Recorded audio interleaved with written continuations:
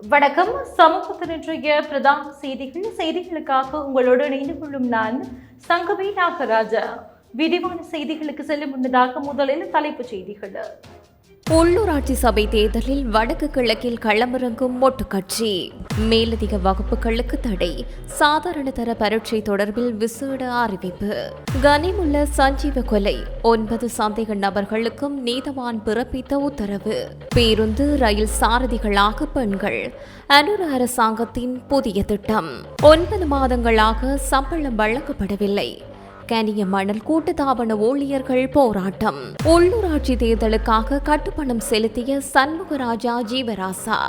வடக்கிலும் இனி புற்றுநோயாளர்கள் சிகிச்சைகளை பெறலாம். வெளியான அறிவிப்பு. அரசு பேருந்தில் நடத்துனர் அடாவடி. பலவந்தமாக வெளியேற்றப்பட்ட தமிழ் மாணவர்கள். பண்டாரவளையில் பஸ் விபத்து. மயிரிழையில் உயிர் தப்பிய பயணிகள்.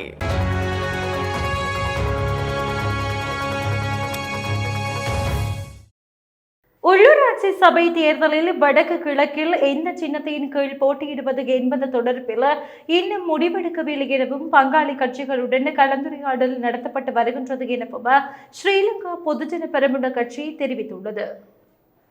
தேர்தலை எதிர்கொள்வதற்கான மொட்டு கட்சியின் ஏற்பாடுகள் தொடர்பில் அக்கட்சியின் பொதுச் செயலாளர் சட்டத்தரணி சாகர காரியவசத்திடம் எழுப்பப்பட்ட கேள்விகளுக்கு பதிலளிக்கையிலேயே அவர் இதனை தெரிவித்தார். மலையகம் உட்பட அனைத்து மாவட்டங்களிலும் போட்டியிடும் நிலைப்பாட்டிலேயே எமது கட்சியுள்ளது. மொட்டு சின்னத்தில் களமிறங்கவே எதிர்பார்க்கின்றோம். எனினும் வடக்கு கிழக்கில் சிறு மாற்றம் வரலாம். பங்காளி கட்சிகளுடன் பேச்சு நடத்தி வருகின்றோம். இவ்விரு மாகாணங்களிலும் சில இடங்களில் மொட்டு சின்னத்தில் வருவோம் எனவும் தெரிவித்துள்ளார்.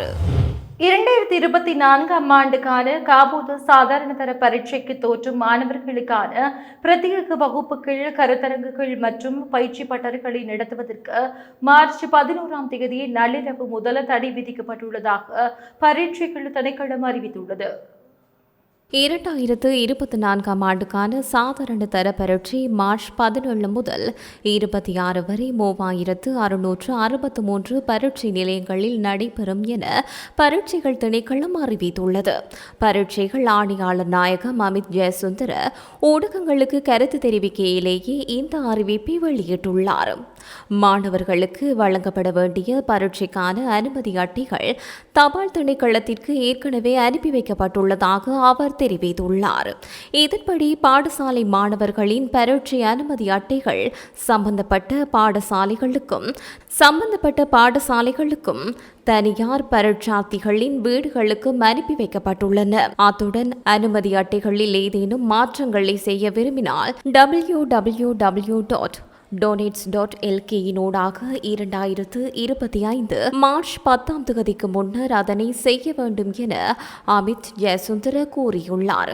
மேலும் அனைத்து பாடசாலை அதிபர்களிடமும் அனுமதி அட்டைகளை மாணவர்களுக்கு விரைவாக விநியோகிக்க நடவடிக்கை எடுக்குமாறு அவர் கேட்டுக்கொண்டுள்ளார். இதேவேளை தனியார் பரீட்சார்த்திகள் இது தொடர்பில் பரீட்சை திணைக்களத்திடம் நேரடியாக விசாரணைகளை மேற்கொள்ள முடியும் என அவர் குறிப்பிட்டுள்ளார்.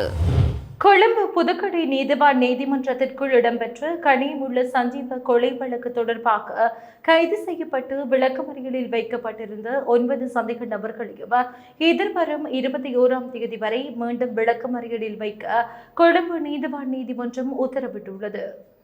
குறித்த சந்தேக நபர்கள் தொலைக்காணொலி மூலம் கொழும்பு பிரதான நீதவான் தனுஜா லக்மாலியிடம் முன்னிலைப்படுத்தப்பட்டுள்ளனர். இதன்போது நீதவான் இந்த உத்தரவை பிறப்பித்தார். சந்தேக நபர்களை நீதிமன்றத்திற்கு அழைத்து வரும்போது ஏற்படும் பாதுகாப்பு அச்சுறுத்தல்களை கவனத்தில் கொண்டு காணொலி ஊடாக வழக்கு விசாரணை மேற்கொள்ளப்பட்டது. இலங்கை போக்குவரத்து சபைக்கும் ரயில் சேவைக்கும் பெண்களை பணியமர்த்துவதற்கு கொள்கை ரீதியான தீர்மானம் எடுக்கப்பட்டுள்ளதாக அமைச்சர் பிமல் ரத்நாயக்க தெரிவித்தார். இன்று பாராளுமன்ற விவாதத்தில் பங்கேற்று உரையாற்றும் போது அவர் இந்த கருத்துக்களை வெளிப்படுத்தினார். அங்கு மேலும் கருத்து தெரிவித்த அமைச்சர், நாளை கொண்டாடப்படும் சர்வதேச மகளிர் தினத்தை முன்னிட்டு இலங்கை போக்குவரத்து சபைக்கும் ரயில் சேவைக்கும் பெண்களை பணியமர்த்துவதற்கு எமது அமைச்சரவை அமைச்சர்கள் தீர்மானித்துள்ளனர். பேருந்து ஓட்டுநர்களாக, ரயில் சாரதிகளாக, பாதுகாவலர்களாக பெண்களை இன்னும் சில நாட்களில் பார்க்க முடியும். நாளைய மகளிர் தினத்திற்காக இந்த தீர்மானம் எடுக்கப்பட்டது. அதேபோல் பாடசாலை பேருந்துகளை பெண்களிடம் ஒப்படைக்க வேண்டும் என்ற கனவு உள்ளது என கூறினார். மேலும் பாதுகாப்பற்ற ரயில் கடவைகளை பாதுகாப்பானதாக மாற்றுவது அரசாங்கத்தின் பொறுப்பு. நமது நாட்டில் பாதுகாப்பற்ற ரயில் கடவைகள் அதிக அளவில் உள்ளன. நேற்றும் கூட அளுத்கம பகுதியில் ஒரு முச்சக்கர வண்டி ஒரு வாகனத்தின் மீது மோதி விபத்துக்குள்ளானது. நாட்டில் 400 பாதுகாப்பற்ற ரயில் கடவைகள் உள்ளன. அவை அனைத்தும் அடுத்த மாதத்திற்குள் பாதுகாப்பான ரயில் கடவைகளாக மாற்றி வீதி பாதுகாப்பு திட்டத்தின் ஒரு பகுதியா பொதுமக்கள் மற்றும் தனியார் துறையின் பங்களிப்புடன் பாதுகாப்பானதாக மாற்றுவோம். மேலும் சிறந்த போக்குவரத்தை உருவாக்க நேரம் எடுத்தாலும் மக்களின் உயிரை பாதுகாக்க அவ்வளவு நேரம் எடுக்கக்கூடாது என பிமல் ரத்நாயக்க சபையில் தெரிவித்துள்ளார். மேலும் மத்தள மஹிந்த ராஜபக்ஷ சர்வதேச விமான நிலையத்தை விமான பழுது பார்க்கும் மையமாக மாற்றுவது குறித்து அரசாங்கம் கவனம் செலுத்தி வருவதாக அமைச்சர் தெரிவித்தார். மத்தள விமான நிலையத்தை ஒரு பொருத்தமான நட்பு நாடுடன் இணைந்து லாபம் ஈட்டும் நிறுவனமாக மாற்றுவது குறித்து அரசாங்கம் கவனம் செலுத்தி வருவதாக அவர் தெரிவித்தார். திருச்சியிலிருந்து பலாலி செல்வதற்கான விமான சேவை இந்த மாதம் ஆரம்பிக்கப்படும் நிலையில் அதற்கான வசதிகள் ஒழுங்குபடுத்தப்பட வேண்டும் என பாராளுமன்ற உறுப்பினர் ரகு ஹக்கீம் தெரிவித்துள்ளார். இன்று நாடாளுமன்றத்தில் அவர் மேலும் தெரிவிக்கையில், திருச்சியிலிருந்து பலாலி செல்வதற்கான விமான சேவை இம்மாதம் ஆரம்பிக்கப்படுகிறது. அதேபோன்று காங்கேசன்துறையிலிருந்து நாகப்பட்டினம் செல்வதற்கான கப்பல் சேவை அவ்வப்போது இடையில் நிறுத்தப்படுகின்ற நிலைமை காணப்படுகிறது. நாகப்பட்டினத்தில் இருந்து வருகை தருகின்ற பயணிகள் குறித்த வசதிகள் தொடர்பாக இந்திய அரசாங்கம் நடவடிக்கைகள் எடுத்துள்ளது. ஆனால் இங்கு பயணிகளை ஏற்றும் வசதிகள் இல்லை என்று கூறப்படுகிறது. இது தொடர்பாக அமைச்சர் கவனம் செலுத்த வேண்டும். அதனை நவீனமயப்படுத்தி பயணிகள் முனையத்தை புனரமைக்க வேண்டும். பயணிகளுக்கான வசதிகளையும் செய்து கொடுக்க வேண்டும் என்று கேட்டுக்கொள்கிறேன் என தெரிவித்தார். மேலும் ஒலுவில் துறைமுகம் ஆரம்பத்தில் வர்த்தகத்துறை சார் துறைமுகமாக இருப்பதற்கான ஏற்பாடுகள் செய்யப்பட்டிருந்தாலும் அந்த பிரதேச மக்கள் பாதிக்கப்பட்டிருக்கின்ற நிலை இந்த ஒலிவில் துறைமுகத்தை மீண்டும் திறத்தல் என்பது கடலரிப்புக்கு வழிகோலும் என்கின்ற ஒரு அச்சம் மக்களிடம் காணப்படுவதால் அந்த அச்சத்தை போக்குவதற்கான திட்டம் ஒன்றை வகுத்து அந்த துறைமுகத்தை மீண்டும் செயற்படுத்த நடவடிக்கை எடுக்கப்பட வேண்டும் என தெரிவித்துள்ளார். இலங்கையின் முக்கிய நகரங்களில் உள்ள அஞ்சல் நிலையங்களை சுற்றுலா தலங்களாக மாற்றுவதற்காக அஞ்சல் துறையின் கீழ் ஒரு புதிய திட்டம் ஒன்று ஆரம்பிக்கப்படும் என சுகாதார மற்றும் வெகுஜன ஊடக அமைச்சர் நலிந்த ஜெயதிச தெரிவித்துள்ளார். நேற்று நாடாளுமன்றத்தில் உரையாற்றிய போதே அவர் இதனை தெரிவித்தார். அத்துடன் நுவரெலியா, கண்டி, கொழும்பு மற்றும் காலி ஆகிய பகுதிகளில் உள்ள அஞ்சல் நிலையங்கள் இதற்காக அடையாளம் காணப்பட்டுள்ளதாக அவர் குறிப்பிட்டார். அஞ்சல் துறையை லாபம் ஈட்டும் நிறுவனமாக மாற்ற இந்த நடவடிக்கைகள் எடுக்கப்பட்டு வருவதாக அமைச்சர் நலிந்த ஜெயதிச தெரிவித்தார். திருகோணமலை புல்மோட்டையில் அமைந்துள்ள இலங்கை கனிமண்டல் கூட்டுத்தாபனத்தில் கடமை புரியும் ஊழியர்களுக்கு கடந்த 9 மாதங்களாக கொடுப்பனவுகள் வழங்கப்படவில்லை என தெரிவித்து இன்றைய தினம் காலை புல்மோட்டை கனிமண்டல் கூட்டுத்தாபனத்திற்கு முன்பாக கவனஈர்ப்பு போராட்டம் முன்னெடுக்கப்பட்டது. புல்மோட்டை கனியமணல் கூட்டு தாபனத்தில் அமைய அடிப்படையில் கடமையாற்றும் 83 ஊழியர்களுக்கு இவ்வாறு 9 மாதங்களாக சம்பளம் வழங்கப்படவில்லை. இது தொடர்பாக உரிய நிர்வாகத்துடன் இவர்கள் பேச்சுவார்த்தை நடாத்தியும் இதுவரை சம்பளம் வழங்கப்படவில்லை என தெரிவித்து இவ்வகவன ஈர்ப்பு போராட்டம் முன்னெடுக்கப்பட்டது. இக்கவன ஈர்ப்பில் ஈடுபட்டோர் சுலோகங்களை ஏந்தி தமது கோரிக்கைகளை முன்வைத்திருந்தமை குறிப்பிடத்தக்கது. கிளிநொச்சி கரைச்சி பிரதேச சபைக்கான உள்ளூராட்சி தேர்தலில் போட்டியிடுவதற்கான கட்டுப்பணத்தை முன்னாள் பிரதேச சபை உறுப்பினர் சண்முகராஜா ஜீவராசா செலுத்தியுள்ளார். கிளிநொச்சி மாவட்ட தேர்தல் செயலகத்தில் இன்று காலை அவர் கட்டுப்பணத்தை செலுத்தியுள்ளார். இலங்கை தமிழரசு கட்சி சார்பில் போட்டியிட்டு தெரிவாகிய முன்னாள் பிரதேச சபை உறுப்பினர் சண்முகராஜா ஜீவராசா கடந்த 2024ஆம் ஆண்டு நாடாளுமன்ற தேர்தலில் சுயேட்சையாக போட்டியிட்டமைக்காக கட்சியில் இருந்து நீக்கப்பட்டார். இதனால் உள்ளூராட்சி தேர்தலிலும் சுயேட்சையாக களமிறங்க இருப்பதாக அவர் குறிப்பிட்டுள்ளார். கிளிநொச்சி மாவட்டத்தின் கரச்சி பச்சிலை பள்ளி ஆகிய இரு பிரதேச சபைகளுக்கான தேர்தல் நடைபெறவுள்ள நிலையில் கரச்சி பிரதேச சபைக்கு மாத்திரம் அவர் தனது கட்டுப்பணத்தை செலுத்தியுள்ளார். இலங்கையின் வடக்கு பகுதியை பதிவிடமாக கொண்ட புற்றுநோயாளர்கள் சிகிச்சைக்காக கொழும்புக்கு சென்று மருத்துவ நடவடிக்கைகளை முன்னெடுத்து வரும் நிலையில் தற்போது தில்லிப்பள்ளி வைத்தியசாலையில் அதற்கான சிகிச்சை வழங்கப்படும் என தெரிவிக்கப்பட்டுள்ளது.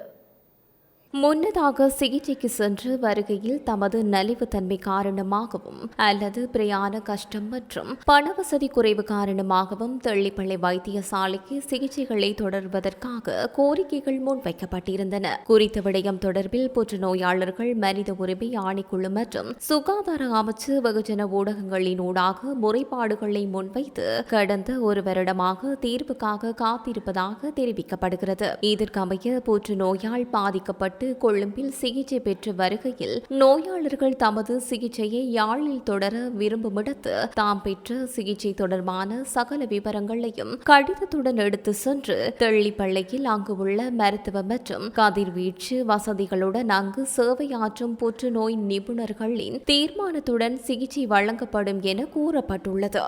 மேலும் அவர்கள் எவ்வித காரணங்களுக்காகவும் திருப்பி அனுப்பப்பட மாட்டார்கள் எனவும் உத்தரவாதம் வழங்கப்பட்டுள்ளது. யாழ் மாவட்டத்தில் மாற்றுவலு உடையோருக்காக விசேடமாக உள்ளூரிலேயே தயாரிக்கப்பட்ட மோட்டார் வாகனங்களுக்கான பதிவு மற்றும் சாரதி அனுமதி பத்திரங்கள் வழங்கும் நிகழ்வு நேற்றைய தினம் மாலை யாழ் மாவட்ட செயலக மோட்டார் போக்குவரத்து பிரிவு 3 நடைபெற்றது.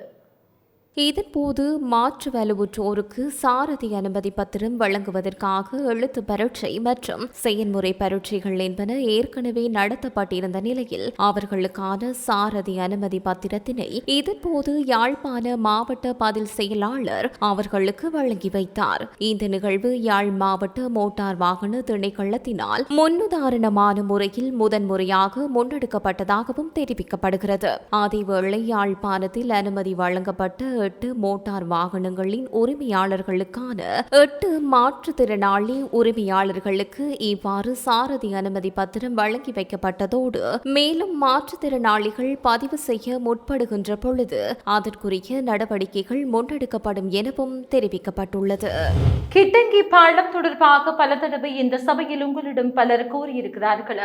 ஆகவே இந்த பாலத்தை நீங்கள் கட்டாயம் புனரமைப்பு செய்ய வேண்டும் என அம்பாறை மாவட்ட பாராளுமன்ற உறுப்பினர் கோடீஸ்வரன் சபையில் தெரிவித்துள்ளார். மேலும் கிட்டங்கி பாலம் என்பது கல்முனை அம்பாறை நாவித்தன் வெளிக்கு செல்கின்ற பாதையில் காணப்படுகின்ற ஒரு பாலமாக காணப்படுகிறது. மழை காலத்தில் பல உயிர்களை காவு கொள்கின்ற ஒரு பாலமாக காணப்படுகிறது. இந்த விடயத்தை அடிப்படையாக கொண்டு மிகவும் முக்கியமாக அம்பாறை மாவட்டத்தில் செய்ய வேண்டிய பொறுப்பு உங்களுக்கு இருக்கிறது. இந்த கிட்டங்கி பாலம் தொடர்பாக பல தடவை இந்த சபையில் உங்களிடம் பலர் கூறியிருக்கிறார்கள். ஆகவே இந்த பாலத்தை நீங்கள் கட்டாயம் செய்ய வேண்டும் என தெரிவித்தார்.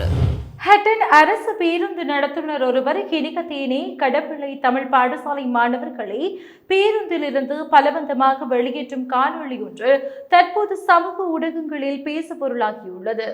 நாவலப்பட்டியிலிருந்து ஹினிகத்தேனியினூடாக ஹட்டனுக்கு பயணிகளை ஏற்றி செல்லும் இலங்கை போக்குவரத்து சபைக்கு சொந்தமான பேருந்திலிருந்து பாடசாலை மாணவர்களை வெளியேறுமாறு நடத்துனர் தெரிவித்துள்ளார். இவ்வாறு அரசு பேருந்திலிருந்து வெளியேற்றப்பட்ட மாணவர்கள் ஹட்டன் கல்வி வலயத்திற்குட்பட்ட ஹினிகத்தேனி கடவள்ளை விக்னேஸ்வர கல்லூரியில் கல்வி பயிலும் மாணவர்கள் என தெரிய வந்துள்ளது. பாடசாலை மாணவர்களுக்கென இலங்கை போக்குவரத்து சபையினூடாக வழங்கப்படும் பருவச்சீட்டினை பேருந்து நடத்துனரிடம் காண்பிக்கும் போது பருவச்சீட்டினை வைத்திருக்கும் மாணவர்களை பேருந்தில் இருந்து வெளியேறுமாறு நடத்துனர் தெரிவிப்பதாக மாணவர்கள் விசனம் வெளியிட்டுள்ளனர். நாவலப்பிட்டியிலிருந்து ஹினிகத்தேனையினூடாக ஹட்டன் வரை செல்லும் அரச பேருந்தில் அதிகமாக தமிழ் மாணவர்களே இவ்வாறு புறக்கணிக்கப்படுவதாக தெரிவிக்கப்படுகிறது. தமிழ் பாடசாலை மாணவர்களுக்கு தொடர்ந்தும் இதுபோன்ற அநீதிகள் இடம்பெற்று வருவதுடன் இது தொடர்பில் அரசு அதிகாரிகள் கூடிய கவனம் செலுத்த வேண்டும் என கேட்டுக் கொள்ளப்படுகிறது. இந்த நிலையில் இலங்கை போக்குவரத்து சபைக்கு சொந்தமான பஸ்ஸில் ஏறிய பாடசாலை மாணவர்களை பஸ்ஸில் இருந்து வெளியேறுமாறு கடும் தொனியில் பேசி நடந்து கொண்ட பஸ்ஸின் நடத்துனருக்கு எதிராக அதிரடியான நடவடிக்கைகளை எடுக்குமாறு நுவரெலிய பாராளுமன்ற உறுப்பினர் திகாம்பரம் ஹட்டன் டிப்போ முகாமையாளரை வலியுறுத்தியுள்ளார். பண்டாரவளை பகுதியில் இன்று காலை 7:30 மணியளவில் இடம்பெற்ற பேருந்து விபத்தில் பயணிகள் மயிரிழையில் உயிர் தப்பியுள்ளனர். இலங்கை போக்குவரத்து சபையின் பண்டாரவளை பகுதிக்கு சொந்தமான பேருந்து இன்று காலை நெலுவ சென்ட் ஜோமிஸ் கீழ் பகுதியில் விபத்துக்குள்ளாகியது. நெருக்கமான வளைவுகளும் பாரிய பள்ளத்தாக்கையும் உடைத்து குறித்த பகுதியினூடாக பயணிக்கையில் பஸ்ஸின் சக்கரத்தில் ஏற்பட்ட முறிவு காரணமாக இவ்விபத்து ஏற்பட்டுள்ளது. குறித்த பஸ் பண்டாரவளை நெலுவ ஊடாக பதுளைக்கு பயணிகள் சேவையை முன்னெடுத்து வரும் நிலையில் இன்று காலை பல்லிவல மாலிகாத்தன நெலுவ பதுளை நோக்கி பயணித்த வேளையிலேயே இவ்விபத்து இடம்பெற்றுள்ளது. பஸ்ஸில் பயணித்த பாடசாலை மாணவர்கள் வேலைக்கு செல்லும் உத்தியோகத்தர்கள் இதன் போது மயிரிழையில் உயிர் தப்பியுள்ளனர். இவ்வாறான ஆபத்தான வீதியில் பயணிக்கும் பஸ்களை சம்பந்தப்பட்ட அதிகாரிகள் கவனம் எடுக்க வேண்டும் என பொதுமக்கள் கோரிக்கை விடுத்துள்ளனர். இத்துடன் சமூகத்தின் இன்றைய பிரதான செய்திகள் நிறைவு பெறுகிறது. தொடர்ந்தும் சமூகத்தோடு இணைந்திருங்கள். நன்றி. இது போன்ற செய்திகளை தெரிந்து கொள்ள சமூகம் நியூஸ் சேனலை சப்ஸ்கிரைப் செய்து அருகில் உள்ள பெல் பட்டனை கிளிக் செய்யுங்கள். மேலும் இது போன்ற செய்திகளை உடனுக்குடன் தெரிந்து கொள்ள சமூகமீடியா.com என்ற இணையதளத்தின் வாயிலாகவும் எங்களுடன் இணைந்திருங்கள்.